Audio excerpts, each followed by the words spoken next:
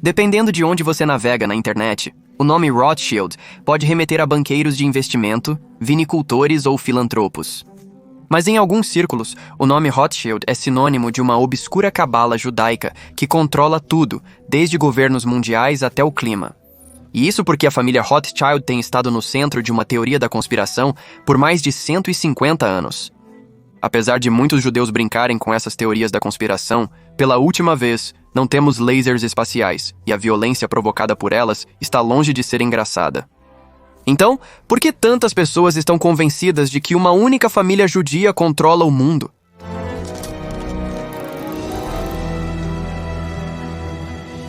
Nossa história começa nos anos de 1760, quando um judeu alemão chamado Meir Amschel Rothschild fundou o que se tornaria conhecido como a dinastia bancária Rothschild. Sua profissão não foi coincidência. Bem antes do nascimento de Meir, as autoridades europeias já haviam decidido que não gostavam de suas minorias judaicas.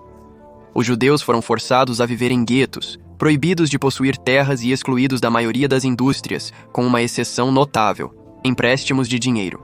As três principais religiões abraâmicas possuem leis financeiras complexas. Judeus, cristãos e muçulmanos são igualmente proibidos de emprestar dinheiro a juros. Mas essas regras só valem para negócios com membros da mesma religião. Judeus poderiam cobrar juros de cristãos. Cristãos poderiam, em teoria, cobrar juros de judeus. Então, se um cristão precisasse de um empréstimo, ele recorria a um credor judeu. O mutuário cristão obteve o valor necessário. O credor judeu sustentava-se. Parece um cenário vantajoso para os dois, não é? Não exatamente, porque todo esse sistema coloca os judeus na posição muito desagradável de emprestar dinheiro aos seus vizinhos cristãos, o que significa cobrar dívidas. Como assim você cobra o meu dinheiro? Ninguém gosta de ser cobrado e ninguém gosta de pagar juros, independente da taxa. A maioria dos judeus vivia em guetos. A única vez que eles interagiam com os cristãos era quando vinham para cobrar. Com o passar do tempo, os judeus foram estereotipados como gananciosos e obcecados por dinheiro. O surgimento de um estereótipo antissemita. Curiosamente, emprestar dinheiro não era muito rentável. Mas sem muitas outras opções de carreira, os judeus tiraram o melhor proveito de sua posição, e muitos acabaram trabalhando como banqueiros e financistas, o que nos leva a Frankfurt de 1740. O prefeito Amschel Rothschild nasceu no gueto de Frankfurt em uma família religiosa.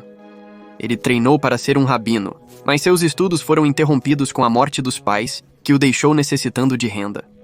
Ele encontrou trabalho como aprendiz em uma casa bancária, pois mesmo nos anos 1700 jovens judeus recorriam às finanças ao buscar um emprego.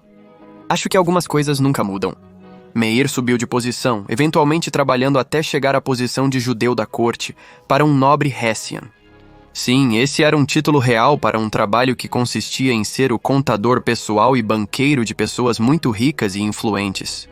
Imagine se ainda fôssemos obrigados a adicionar judeu aos nossos títulos profissionais. Meu feed do LinkedIn seria intenso? De qualquer forma, Meir se saiu tão bem que decidiu abrir sua própria casa bancária. Ele enviou seus filhos para levar o show na estrada e estabelecer franquias na Inglaterra, França, Áustria e Itália. Em meados do século XVIII, os Rothschilds eram uma das famílias mais ricas e famosas da Europa. Eles podem ter sido judeus, mas eram muito bem conectados, fazendo negócios e interagindo com a elite política da Europa, frequentemente trabalhando em conjunto com seus governos locais.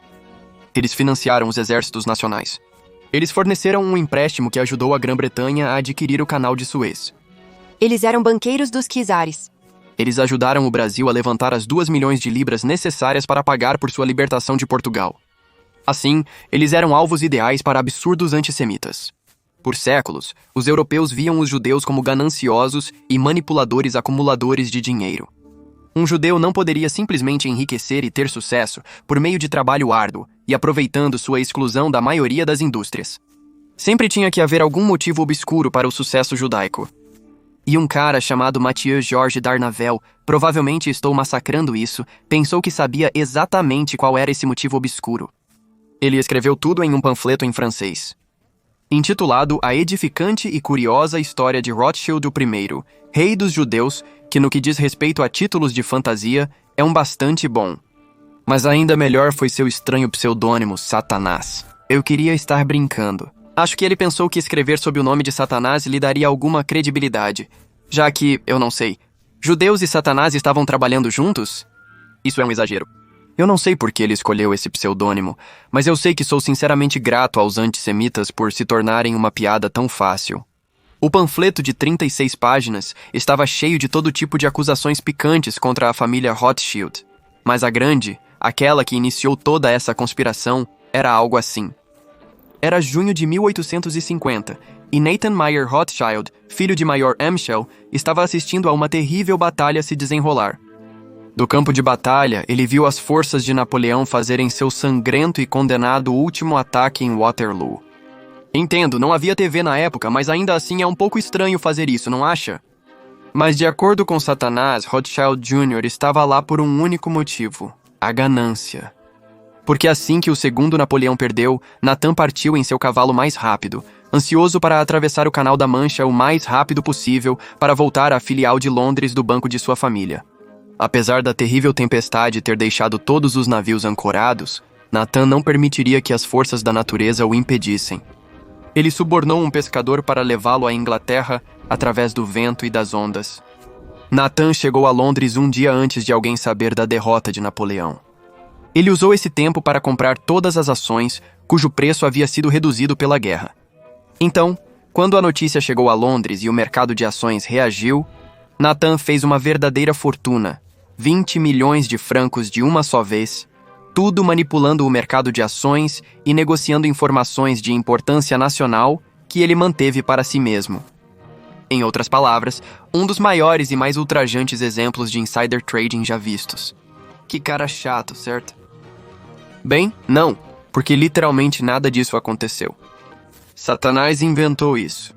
Historiadores confirmaram que Nathan Rothschild não estava presente em Waterloo no dia da batalha. Ele não tinha conhecimento do resultado da guerra antes dos outros. Ele não enriqueceu no mercado de ações por esse motivo. Satanás até inventou a tempestade no Canal da Mancha. Na verdade, Satanás não escreveu tudo isso até 1846, 30 anos completos após a Batalha de Waterloo e uma década após a morte de Nathan. É fácil propagar rumores sobre quem não pode se defender ou contradizer. Mas você sabe o que eles dizem. Nunca deixe a verdade atrapalhar uma boa história. Como muitas outras obras de ficção fascinantes, o panfleto foi um sucesso comercial, vendendo dezenas de milhares de cópias em toda a Europa. Mesmo quando a verdade foi revelada, a conspiração se adaptou para se encaixar.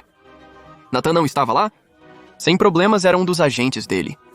Ele nunca atravessou o canal? Era um pombo bem treinado que levava as notícias. Como um doente jogo de telefone, a história ficava cada vez mais absurda. Por exemplo, Nathan não apenas sentou-se sobre a notícia da derrota de Napoleão. Ele até espalhou boatos falsos para derrubar ainda mais os preços das ações antes de comprar. Novamente falso, mas irrelevante. Já ouviu falar de viés de confirmação? As pessoas têm muito mais probabilidade de acreditar em histórias que confirmam o que já sabem.